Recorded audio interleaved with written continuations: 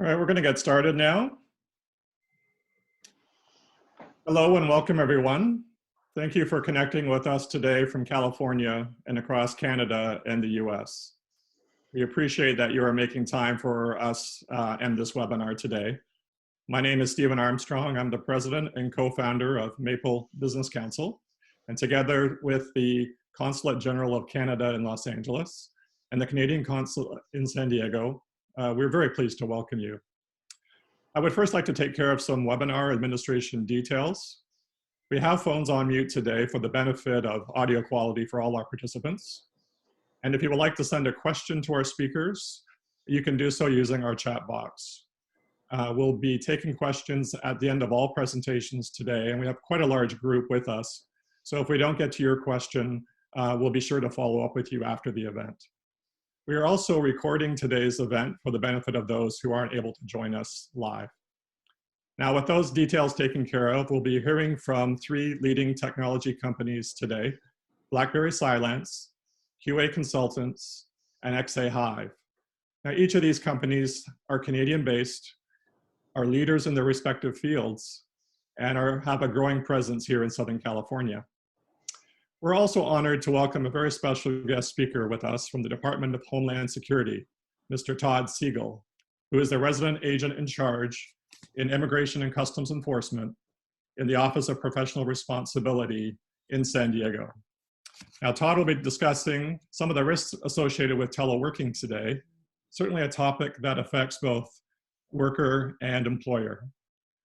And with our focus on technology innovation with Canadian roots, it's now my pleasure to welcome Ms. Karen Sleeman, Counsel and Trade Commissioner at the Consulate of Canada in San Diego, to say a few words. Karen, the floor is yours.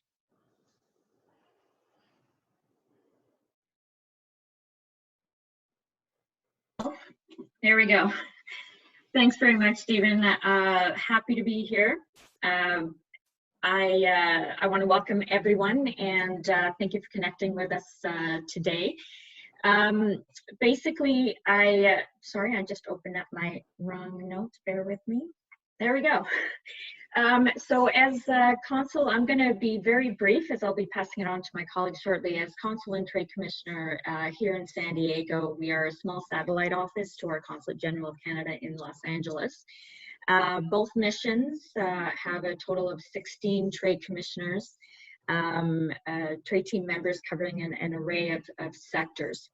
So I'm here with my colleague Isabella Silt, who will be presenting today. But first I wanted to just give you a very quick snapshot of who we are and what we do. So we, the Consulate General of Canada in Los Angeles and the Consulate in San Diego, we cover Southwest USA in addition to Nevada and Arizona. And what we do is we provide a free service for Canadian clients who contribute to Canada's economic growth, who have demonstrated capacity to go internationally and have a good potential to add value to the Canadian economy. So we have over 1,000 trade commissioners in more than 160 cities worldwide, and we also have a number of offices across Canada who are usually the first point of contact for companies before they're looking at expanding. So you will see sort of on the screen here a quick rundown of what we do and type of services that we offer. And basically, we are here to help them succeed. So with us out in the field, we need to keep our finger on the pulse. We're constantly communicating with local contacts. We're looking at ways to foster partnerships, joint ventures, R&D collaboration, direct business-to-business ventures, and so forth.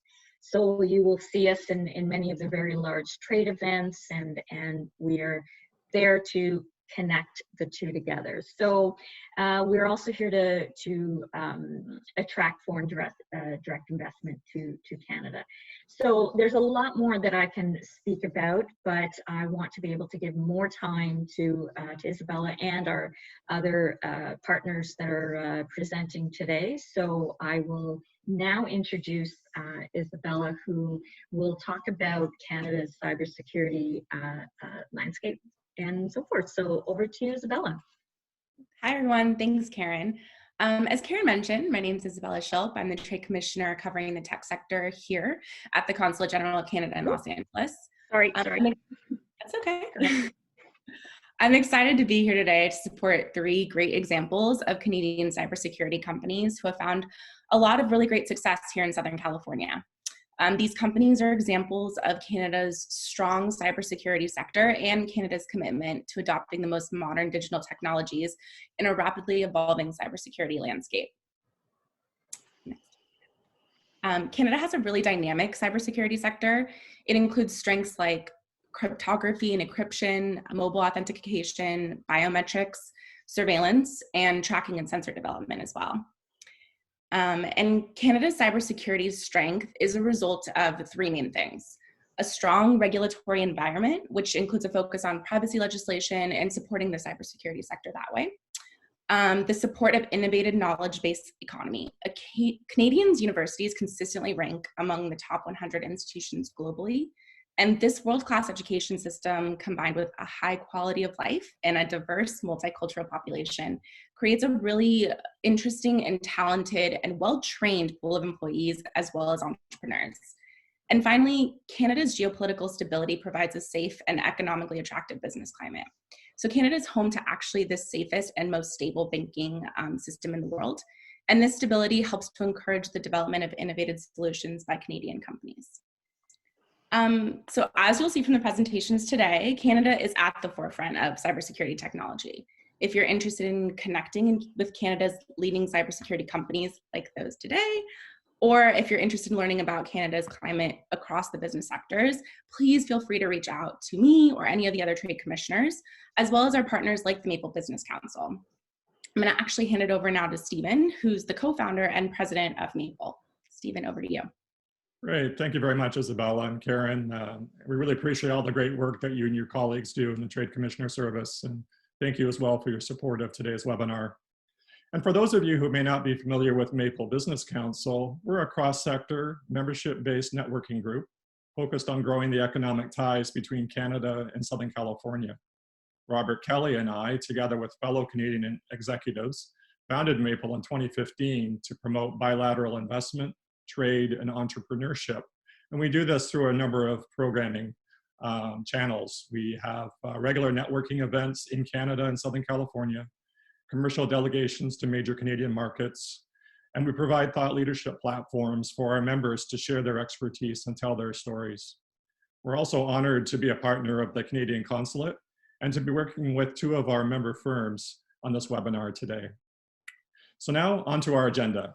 We'll be starting with Todd Siegel from the Department of Homeland Security, after which Sem Panambalam, president of cybersecurity firm xahive, Farron Lyons, enterprise account manager of BlackBerry-Cylance, and Bill Klages, VP influencer and partnership relations for Toronto-based software quality firm QA Consultants, will be speaking.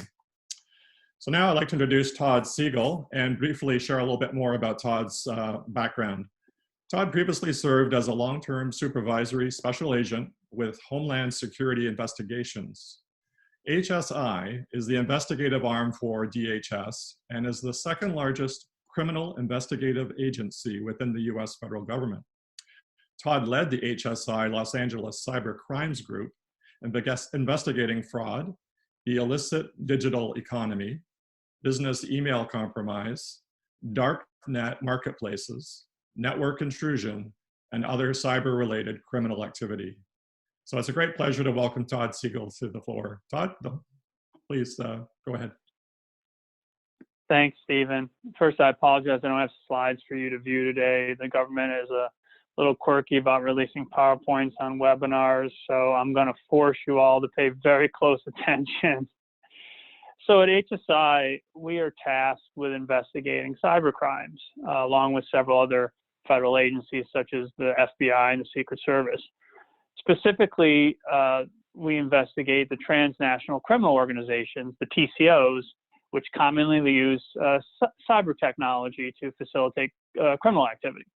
So one of the ways HSI investigates these organizations is through our collaborative relationships with numerous federal, state, and local, and international partnerships. So how appropriate it is today that we have so many Canadian companies represented, because our closest international stakeholders are our Canadian law enforcement partners like CBSA and the RCMP, as well as many, state and local law enforcement Canadian partners. So not just domestically, of course, but also internationally. In Canada, HSI has a footprint in numerous Canadian cities, from Montreal all the way across Canada to Vancouver. So today, on behalf of HSI, I'm here to talk about the cyber vulnerabilities that the proliferation of teleworking over the last few weeks has presented to business and organizations.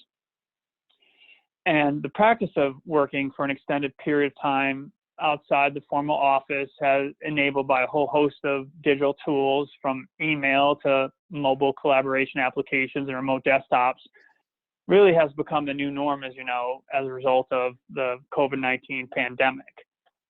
But it's become really readily apparent that most organizations haven't really quite fully committed to investing in the comprehensive strategies to protect their data.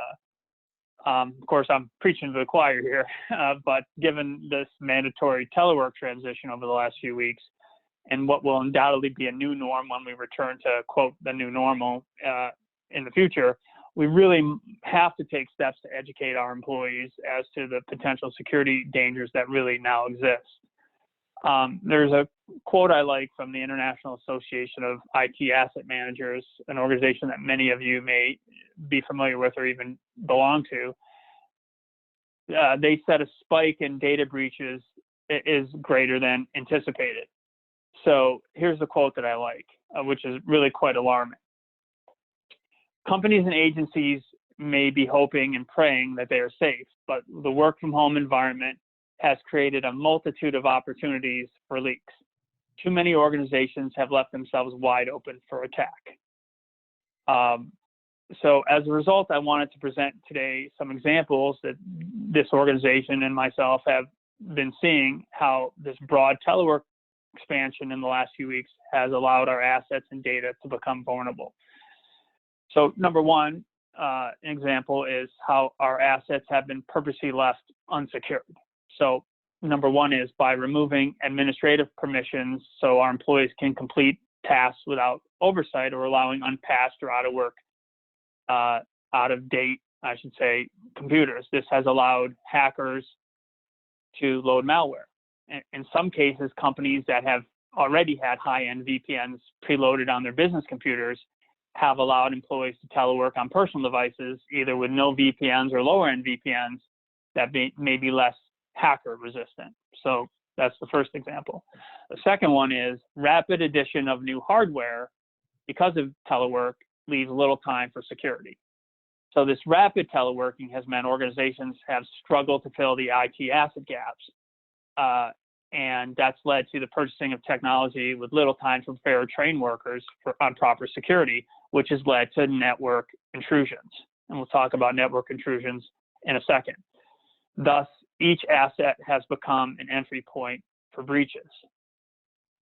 The third example is assets on home networks are obviously fundamentally less secure than in an office setting. So many businesses and organizations have had to react quickly to the stay-at-home orders.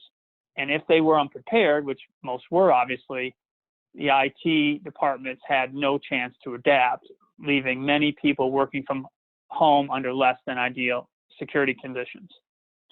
In addition, company devices were deployed so quickly into the field, it left little time to ensure they would be secured with the proper VPNs. This also led to the use of shadow IT, which, as you know, are the unofficial apps that aren't approved by businesses or organizations. For example, personal data storage on home computers, such as Dropboxes, and the personal use of laptops for official purposes, which of course has become the new norm in many cases if we haven't been able to allow them, official laptops because of resource limitations. Of course, an example of tech that is less secure than any of us would like are the various teleconference platforms which we're using here today. With social isolation, orgs have been forced to make a number of swift changes, and email and VPNs just really aren't enough. So employees need to hold, obviously, meetings. Enter, for example, Zoom, which we're using today. 200 million people have found Zoom as their go-to virtual teleconferencing platform. However, some issues with Zoom and other teleconferencing platforms do exist. And I'm not just talking about unfavorable camera angles or if your colleague wanders off with their laptop into the restroom. So many companies and government agencies obviously limit their use, but obviously that's not really an option for most of us. So due to webcam spying, trolls, leaked emails and photos, obviously these limitations are beginning to proliferate, and they just obviously don't just apply to Zoom. So some examples we've seen obviously is the Zoom bombing, or and obviously Zoom has made some necessary setting and encryption changes, such as waiting rooms, which we had here today. But I also like to remind you of some quick common sense steps before using Zoom. And obviously we'd like to make sure they're disseminated to our employees. For example, do not share meeting IDs or passwords. Create one-time meeting IDs and make sure you start new accounts for personal use. Manage your screen sharing options. Change screen sharing to host only, and obviously ensure that you're using the updated version of your remote access and meeting applications. And obviously these steps are found online and you can disseminate these to your employees. And these steps will prevent hackers and others from exploiting your virtual workplaces. And the last example of telework vulnerabilities I'd like to highlight is that unprepared users are obviously making costly mistakes. I like to refer to this as the chaos theory, meaning doing things differently because of the telework is an opening for a potential attack.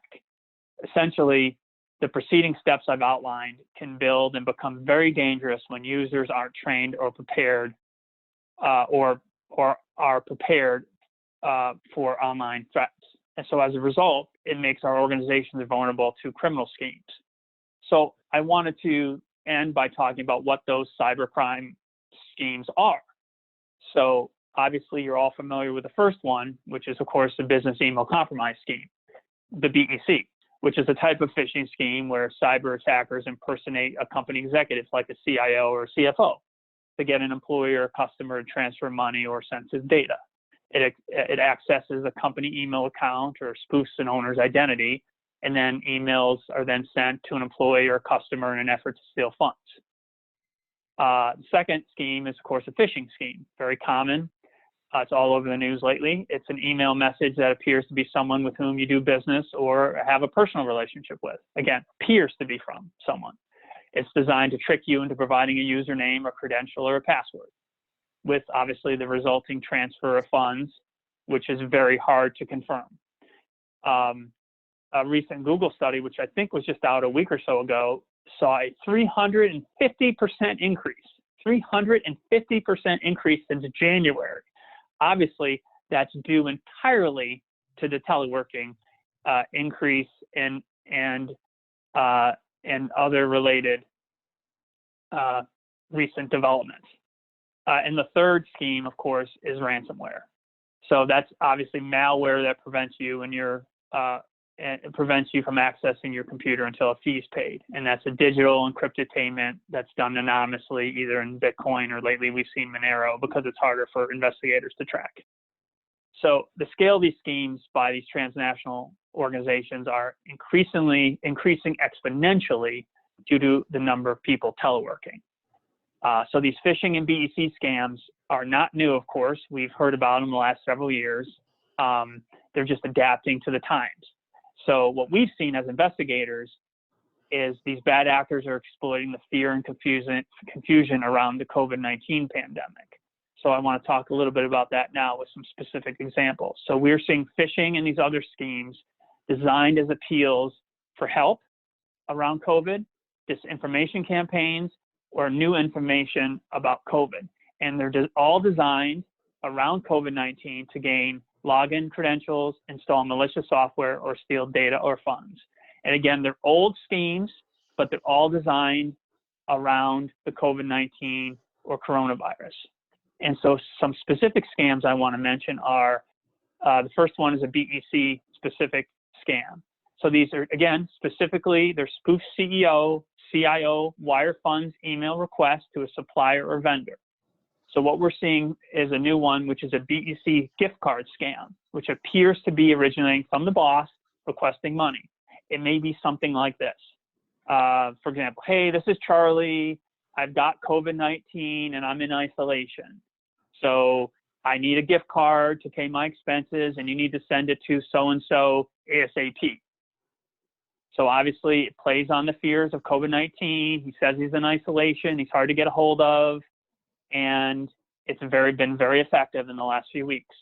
So it's important more than ever that we have policies in place as CISOs and employers that no matter who calls, even if it's the CEO, because they're no longer down the hall, that we have to have those policies in place to avoid these kinds of scams. You've recently seen on TV from Shark Tank, Barbara Corcoran, who talked about her BEC scam, and she fell prey to this exact scam, and she's obviously very sophisticated. It was a $400,000 BEC scam. It was a very sophisticated. So the next scam I want to talk about, the phishing COVID-19 related scam, again, targeted phishing scams. And again, they're home to work offers. So, hey, we notice you're out of work due to COVID-19, or they're Medicare stimulus related or charity around the WHO or FCC, again, all related to COVID-19. So for example, 3 that we've seen recently, they're COVID related emails purportedly to be from the WHO. Again, they're phishing. So they have links that when you click on them, oh, okay, they're from the WHO. I better, they're asking, there were links about current WHO information. So I'm going to click on these links. But of course, they redirect you to nefarious, nefarious links. So that's the first one we've seen a lot of. The second one is what's called a COVID lock scam, which is a screen lock attack, purportedly from, it's ingenious. It's purportedly a coronavirus tracker where the scammers claim real-time outbreak tracking. And of course, when you click on it, it grants permission to access your settings. And of course, they then steal everything. And the third one, we talked about Zoom earlier, and some of those issues, but just this week it was reported Skype had seen a telework wave of phishing emails, which had stolen credentials by spoofing Skype cell numbers and emails. And WebEx had a similar phishing scheme designed to steal credentials. And so all these phishing scams have used network engineering. These organizations research and they send targeted emails to their subjects. So all these scams and attacks are exacerbated due to teleworking limitations as outlined above, which in part limits our ability to communicate with our colleagues, allowing scammers to exploit the vulnerability. So I want to end by a few tips, which we put in the hands of our employees, which can secure our data, which is obviously number one, let's make sure our employees are using VPNs and they turn them on. We want to make sure that we educate our employees on handling sensitive data and what their responsibilities are during teleworking. We want to make sure that when discussing critical information at home, we want to make sure employees know to ensure their virtual assistants like Google Assistant, Alexa are turned off or not picking up our conversation. We also want to make sure that we encrypt any sensitive data to protect against loss or hacking. We want to make sure that any peripheral devices, such as wireless headsets or monitors that we connect to our computer, are also protected. We want to make sure that our home Wi-Fi connections are secure and that we're not defaulting to the factory passwords.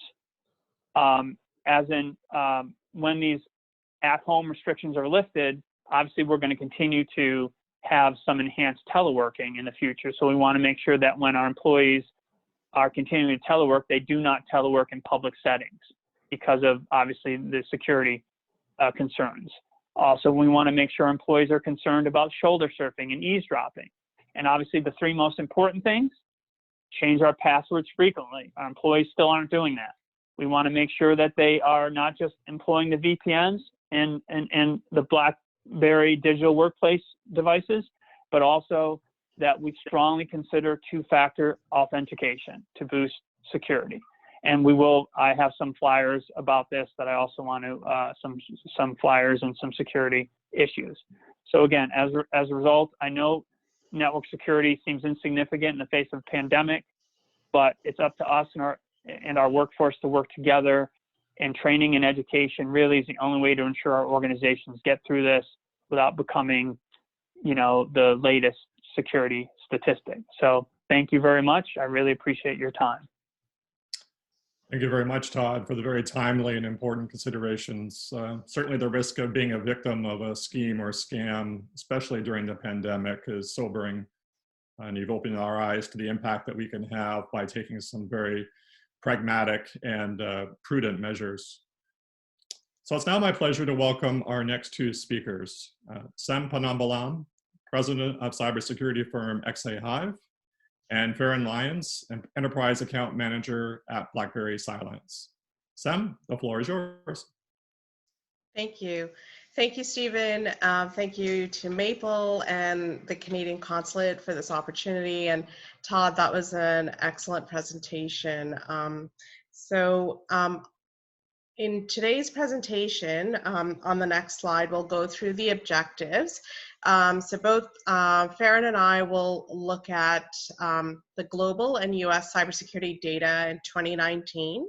We'll then follow it up with IoT and endpoint security and the importance of critical communication, and end with cybersecurity best practices tips.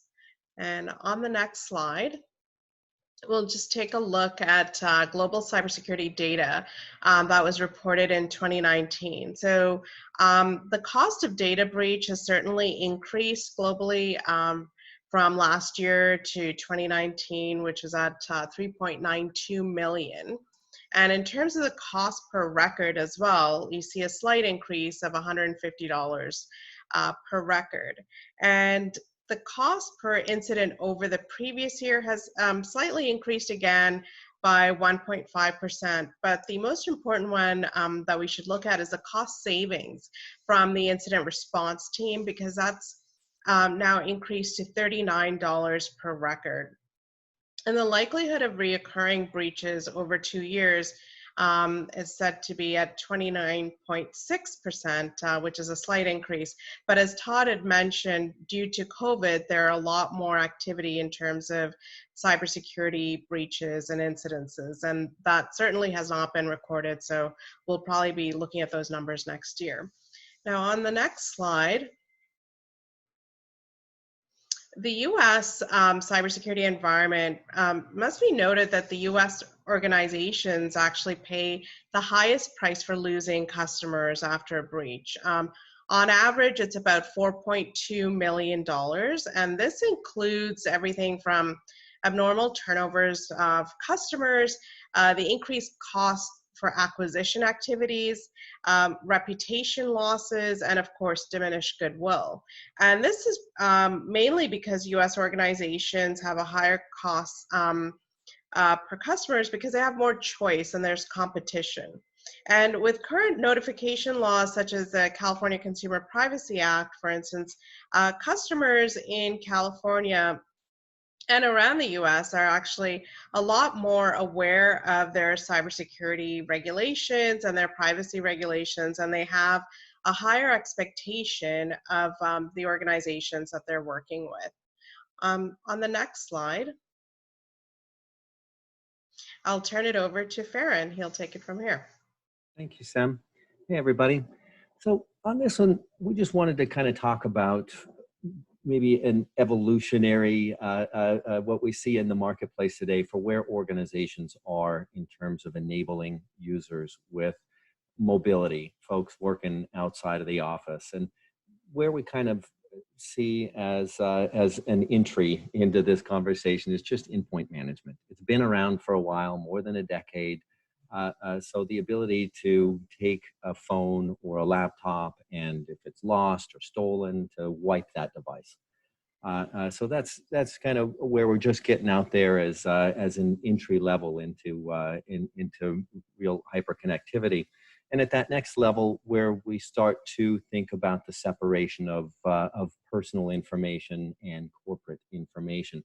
So where we start to expose corporate applications on a device, and maybe some policies around when that corporate information can leave a corporate system and maybe into a personal system. So we think about mail and calendaring and maybe some third-party applications that a corporation uses. And then we get into secure collaboration. So here's where we're really getting into a couple of things. Protecting content itself. So recognizing that content is going to leave our own business systems when that goes out to constituents, to clients, to business partners, business associates, and things like that. And we still need to maintain control over that content when it leaves our system. So we're thinking about really critical kind of information that you know, we typically haven't had tight controls on in the past, but with rights management and digital loss prevention, we do have some technologies to get at that. But really, we're just talking about exposing that and then policies around when it can leak outside of corporate containers and corporate systems, things like that. When we get into process optimization, thinking about workflows and mapping out processes for organizations so that we can speed those things up with some external information. So we start to see some machine-to-machine communication. Think about maybe a trigger date for a new step in a workflow. So this really is starting to coordinate systems inside of an organization that is going to take a document or content through its content lifecycle and make sure that that is secure and protected all the way through it. And then finally, as we get to the far right-hand side of the screen here, when we really get out to AI and machine learning as a way to make decisions within guidelines of policy inside of an organization. So we have a lot of machine-to-machine communication and decision-making that's going to take place within workflows or maybe without the input of humans. And on this slide, we'd really like to think about security as a whole, right? And with mobile devices being the majority of vectors of attack for organizations, that things like antivirus and detection and response really goes across the board here. Mobile phones included, Internet of Things included in that conversation as well. In the next slide, one thing that we might want to consider as we come into, or crises. We happen to be in the middle of one of these.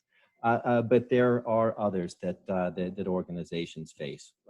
Thinking here in Southern California, we have earthquakes, we have fires, we have large organizations where travel bans have affected organizations. And so crisis communication is all about, number one, making sure that our employees are safe, that they're considered in terms of their health, and then business continuity.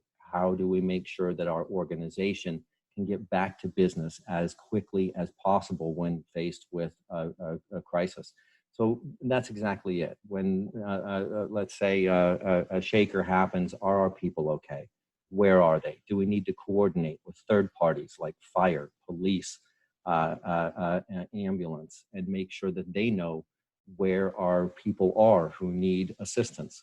If this is maybe a fire at a manufacturing plant, we're tied into the fire panel. We can contact the fire engines on their en route. We can tell them where the fire is. We can give them access codes. We can coordinate assistance for those employees who need it medically, and we can coordinate those employees who are in good health to help get back to an operational status. And the next slide. What we're going to see here is really the different parts of an IT typical organization and the different things that make that up. But really, there are several things that we can be doing before an incident takes place to just as good practice within the organization. So Todd hit this one a lot, business email compromise. It's the number one way by far that folks are getting into organizations. So awareness, technologies to watch and examine emails for business email compromise. that goes hand in hand with training of our executives, our board, our employees on what to look for in those BEC attacks. And that's a consistent kind of thing that goes on. One thing that we just did was mandate that we put our emails in our signature, our email address in our signature. And you think that might be duplicative, but if somebody is using a false address and masking that, it's a quick way to check and make sure that we're hitting proper domains. So small things that you can do like that. Todd also hit on multi-factor authentication as a policy. So make sure that we do have multi-factor turned on, and that and that it's hitting all of our different systems that folks are using. Encrypted and secure communication services, no matter what kind of communications that might be, and looking specifically for those kind of workaround tools that organizations have. The avoidance of systems is definitely something that we want to look at. And a good guideline for encrypted secure communication services would be the NIST standards, to use that as a guideline. You might consider third-party auditors to come in and assess your organization's cybersecurity, maybe biannual basis, maybe an annual basis on those, but definitely looking at another set of eyes to come in and give you some reviews. And that flows down your stack as well in terms of your business partners, your vendors. Go through and audit their procedures, policies, and cybersecurity to make sure that they're not putting your organization at risk. And update those lists of vendors on a quarterly basis. You might consider cybersecurity insurance as a way to hedge your risk. And then test and drill on your cybersecurity initiatives on a quarterly basis, just to keep everybody kind of on their toes and aware of what things they need to do when that emergency happens, and give somebody kind of a reminder, because that's the first thing we do is kind of lose our heads when things start to happen. And I'm going to turn this back over to Sem now, and she's going to run through some of those things that once a breach occurs, what we can be doing. Okay, thanks, Farron. So in terms of steps to take during a cybersecurity incident, as both Todd and Farron had mentioned, I mean, with COVID, there's been such an increase actually. Since March till now, there's been an increase of 667% of phishing emails, so which is what's really important in terms of business email compromise. So you need to ensure that if you do find yourself in the middle of this, that you need to record the issues and open an incident report, convene with your task team, and take whatever appropriate measures that you may already have laid out. Obviously, connect with your stakeholders. This includes not only your immediate customers, but also your value chain to restore your operations, and begin to update your management teams, your boards, your executives on what is happening with all the stakeholders as well.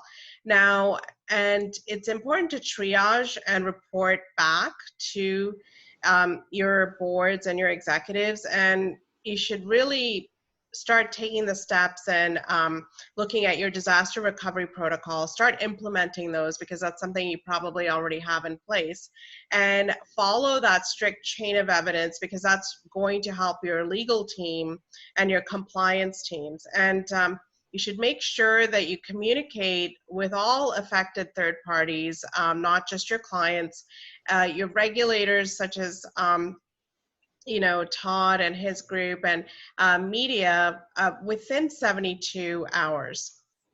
And on the next screen, we'll actually go through some steps to take after your cybersecurity incident. So this is essentially lessons learned. Take a look to see if you need to update any of your incident response reports. Review how your staff actually performed during this time, not just your staff, your vendors, your board members, your executive. Review and take a look if there's an emergency policy compliance that needs to get updated, or new things need to be implemented. and debug those issues that you have with your policies, and definitely reconcile reporting requirements with the regulators, because things may have changed from the time that you were working through that incident and what's happened afterwards, and make sure that your customers are aware of that too. And as Farron had mentioned before, definitely quantify that financial loss caused by that breach, especially if you already have cybersecurity insurance in place, because this is the time to gather all that info and report that. On to the next slide is essentially just to thank you guys for this opportunity. Both Farron and I enjoyed giving you some updates. I'll turn it over to Stephen. Great, thank you very much, Sam and Farron. That was a really great discussion on what to consider before, during, and after a cybersecurity incident. So a lot of great things to think about there. So I would now like to introduce our final speaker today. Bill Klages is the VP Influencer and Partnership Relations at QA Consultants. Bill, over to you. Hi, thank you so much, Stephen. And once again, just share my gratitude for having the consulate and Maple sponsor this today, and grateful for my colleague presenters, Sam and Farron, and special guest Todd. We had some fantastic guidance so far. Hope everyone's doing well, staying healthy and safe. Hopefully we'll be out of this soon. So in this segment, I'm going to build on some of the prior messaging, but I'm going to focus a little bit more on the software side of security. I realize we have a diverse group attending here today. We've got some technology professionals, folks from the business side, but I hope this will be informative, if not a reinforcement. The objective is to really elevate your awareness of software exposure and risk that it places on your businesses. I'm going to review the top quality or top software quality trends, the security threat headwinds, and underscore the business risk from software intrusions that it's never been greater. And then finally, I'll touch down with some action steps you can consider to reduce your exposure and mitigate your risk. Throughout, I'd like to stress these key ideas. First, quality and security should be a habit. Secondly, all companies today can be considered software companies.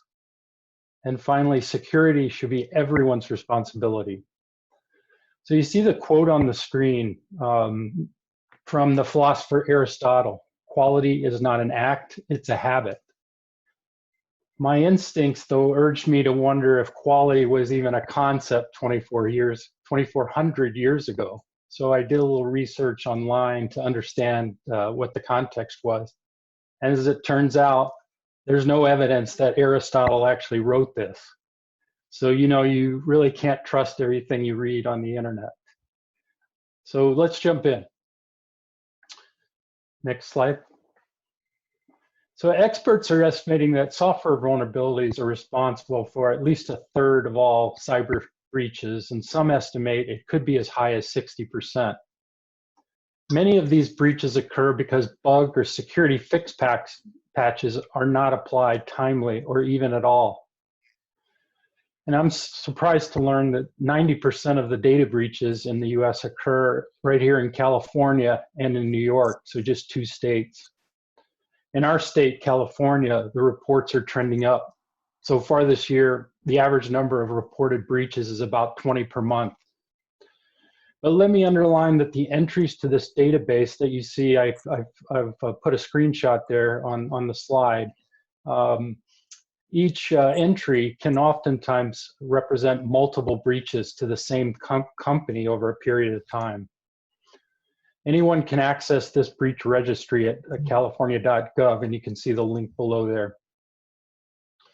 And note that it's not just the big commercial companies that we hear about in the press, but it's really all of our organizations, orgs, small businesses, and EDUs.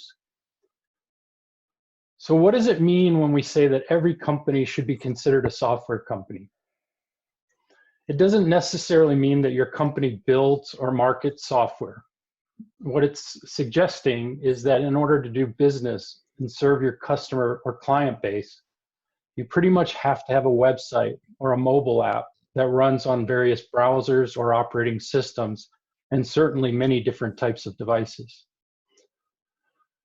You should assume that these applications are being probed round the clock by bots scanning for vulnerabilities, and you should treat your apps as if they're your precious assets. It's essential to carry cyber insurance, as Farron and Todd recommended, but that won't ensure your reputation. Apply quality and security to your applications as if your business will fail without it. So let's continue on. So what should be top of mind in 2020 as it pertains to software security? We scanned the top trend forecasts from various software experts, testing tool providers, and research analysts, and we distilled them into these 5 top software quality trends. AI and automation and testing are being heavily promoted. However, a caution that although test automation is essential for building complex software and paving the path to faster software release, it's still maturing, and it's not yet the silver bullet to test for security vulnerabilities. AI testing is still in its infancy. IoT testing becomes very important, as IoT is a security nightmare, and much of the IoT traffic is unencrypted. With billions of endpoint devices being introduced as others are phased out, much of the software running these devices doesn't get patched for vulnerabilities. And let me see a raise of virtual hands if you guys are regularly checking and updating the firmware on your Alexa devices and smart home devices. I know I don't, but we should. Of course, cybersecurity and risk compliance is what we're focused here today, and that really speaks to elevating your software security testing and quality process. The threat headwinds are stronger and more ambitious than ever. First, the bad guys are more imaginative with finding creative ways to monetize a breach, especially on the dark web. Baby boomers will recall those cowboy western TV shows where the Wells Fargo stagecoaches are carrying the gold and the bandits would hide in places where the stagecoach would slow down. And in a sense, that's what's going on with today's virtual bandits. They're using automated bots to constantly scan your software and entry points. Of course, we've moved to the era of virtual computing and data is moving over the web. Insecure enterprise software applications are not necessarily any more secure just because you're moving them to the cloud. Software defects moved to the cloud are still software defects. Don't rely on infrastructure alone to keep your apps secure. Consider a process to identify and fix defects and vulnerabilities earlier in your software lifecycle. And of course, as we mentioned and we're all experiencing, the most recent headwind is the vulnerability due to accessing our software from our home computers and devices while remote working within these remote working conditions. So next, let's address business risk. As my co-presenters mentioned, the shift to a remote working atmosphere has magnified potential risk in our systems. And it's really to an extent that we never anticipated. As I suggested earlier, you are a software company and the likelihood of a breach is unfortunately very high. It's not a matter of if, but when it's going to happen to your organization. You should think about each of your applications as guarded assets and that your efforts can mitigate the risk of intrusion to those assets.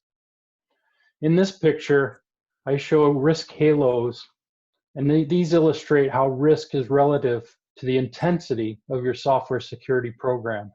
And in a sense, it's an ROI model.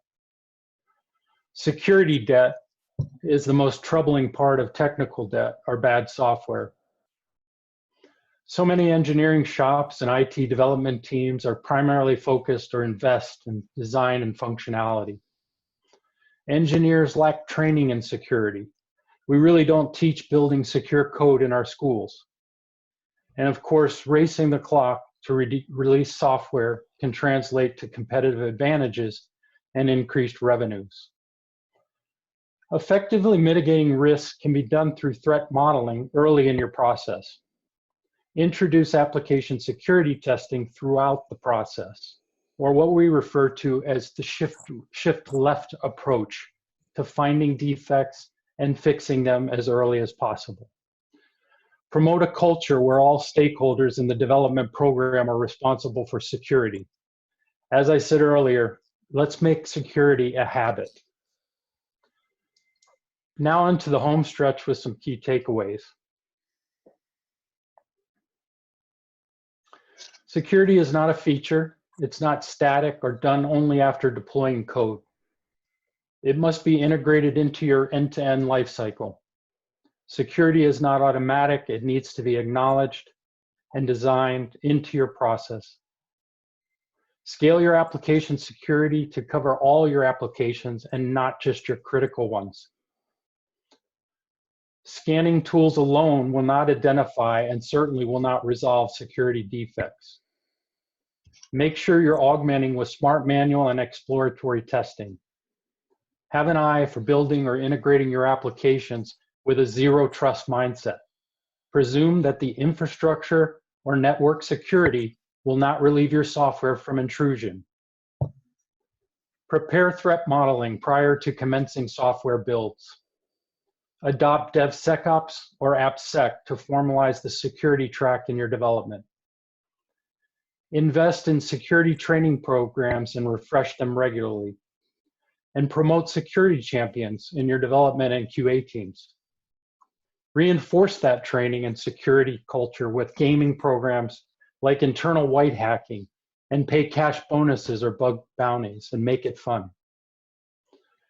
Leverage global resources like the Open Web Application Security Project, or OWASP, for tools and resources, including some of the best practices and community forums. And lastly, the security landscape is changing so rapidly that it can overcome your internal capabilities. Don't hesitate to leverage third-party experts to assess your security program or help you build an application security roadmap. And that's it. I hope this has been informative for you. And once again, make security a habit. Thank you for joining. It was a thrill to put this on for you. And now I'll turn it back over for Q&A. Great, thank you, Bill and everyone. This has been eye-opening, very informative, and after listening to all these presentations, the one word that keeps coming up for me is awareness. Awareness of everything around you, everything you receive, everything you send, and so that's a word to think of. So we are just a couple minutes away from that, and I want to thank those that have submitted a couple of questions, and hopefully that you will stay long enough to hear them. So the first question that has come up, and I'm just going to attempt something. I'm hoping, bear with me here.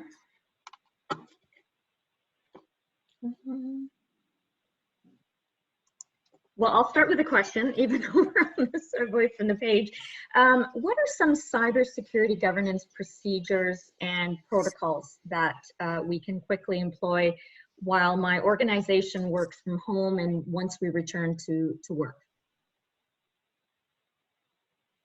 Maybe over to you, Sam. Okay, thank you, Karen.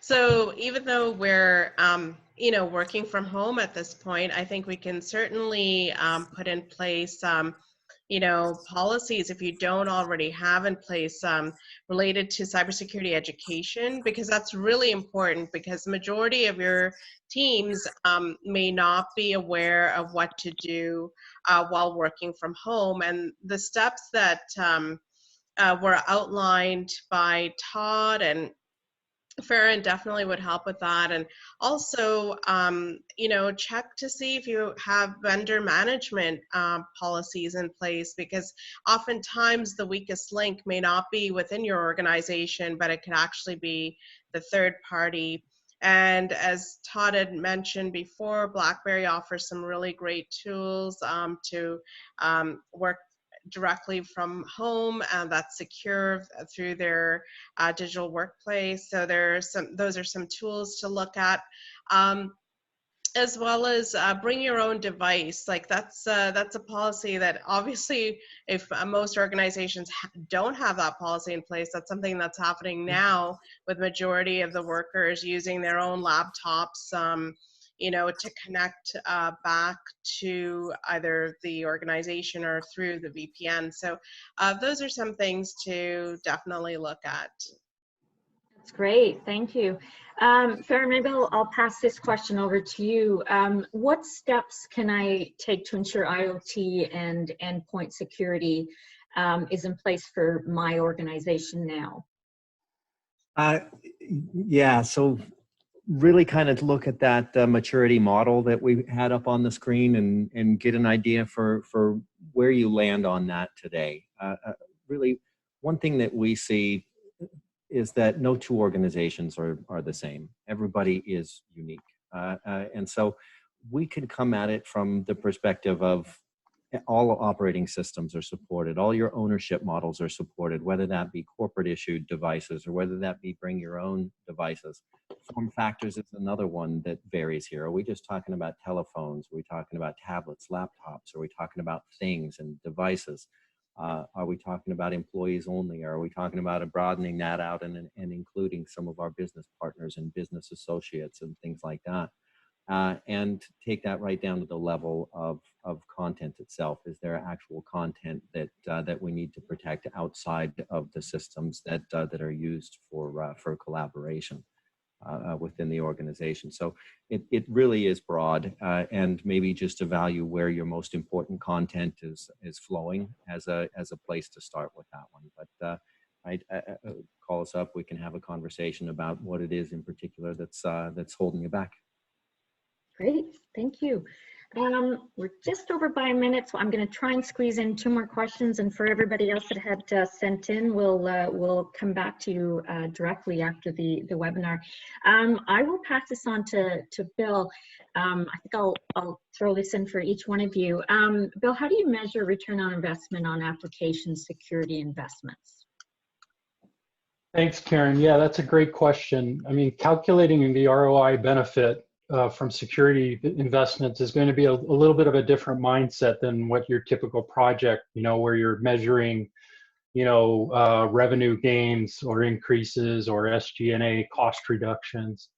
And when you're assessing, you know, the ROI and in your investments, you should be working hand in hand with your risk and compliance folks to make sure that you understand the ramifications of any cybersecurity insurance and costs associated with that.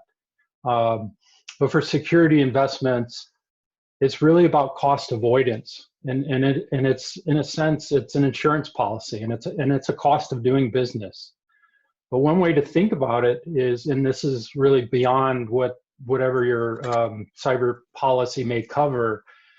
Think about it in terms of what, you know, Sem had mentioned earlier in terms of the average cost of a cyber breach, right? So, you know, we see estimates between 4 million and 6 million per breach. And so you can start with that as a baseline as the numerator in your calculation, right? But again, work closely with the relevant stakeholders in your organization, especially risk and compliance, when you're running those calculations. Okay, thank you. One last question. I will pass this on to Todd. If or when a ransomware or VC attack occurs, what should we do and who should we contact to report it? Yes, thank you for the question. That's very important and obviously continues to be very timely. You know, it reminds me there is really an adage in federal law enforcement circles and federal law enforcement cyber circles. There's 2 types of companies out there: those that have been attacked by network intrusions and those that don't know they've been attacked by network intrusions. So from reiterating from the prior speaker, obviously the point is you will be attacked either by a criminal scheme like BEC or phishing, or a network intrusion, or such as malware or possibly ransomware. So expect it. It's going to happen. Probably already has happened. So if it's a BEC, or phishing, BEC, report it immediately to the FBI's Internet Crime Complaint Center, IC3.gov. It's the government repository. So not only does this allow us as investigators to track and disseminate the scams among each other, which facilitates our investigations, but due to the nature of these phishing attacks, like a BEC, hopefully these funds that you fraudulently may have paid can be stopped by the banks. And that requires immediate reporting, because if it's within 24, 48, and 72 hours, it does allow us to possibly get that money back. Again, that example from before, Barbara Cochran from Shark Tank, because she reported so quickly to the government and her bank, she was able to get her money back. So report it to IC3.gov and report it to your bank immediately. Obviously, it is embarrassing. We understand that. It happens to everyone, but by reporting it immediately, there are steps that can be taken to make yourself whole. For ransomware, obviously, although many boards do like to keep it quiet and do like to keep shareholders in the dark because it can create bad press, by letting law enforcement know, we are able to work with CISOs to share our data on similar attacks and to investigate when possible. And we also like to highlight other resources like the Department of Homeland Security's CISA's US CERT, US-CERT website, us-cert.gov, us-cert.gov. Obviously, you can go on the website and search for that, which has the latest scams, patches, and viruses. And I strongly suggest you all sign up for that, these daily, weekly, monthly announcements. And these resources and announcements will keep you informed on what's going on in the cybersecurity realm, and they're highly relevant. Obviously, you're on this phone call in this webinar for a reason, because you are the tip of the spear. And it's by taking the time to do what you're doing today and by training your employees, it's not too late. And so I can't thank you enough for this very timely question. Thank you. Great, thank you.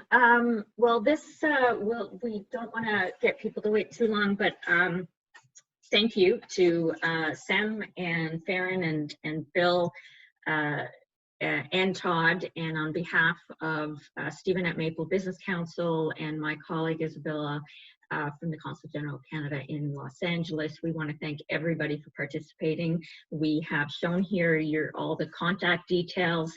If you want to reach out, if you have any questions, please don't hesitate, and we will be sharing the slides after to everybody, and we hope you all stay safe, healthy, and if you leave home, cover your face. Thanks, everyone. Thank you. Bye.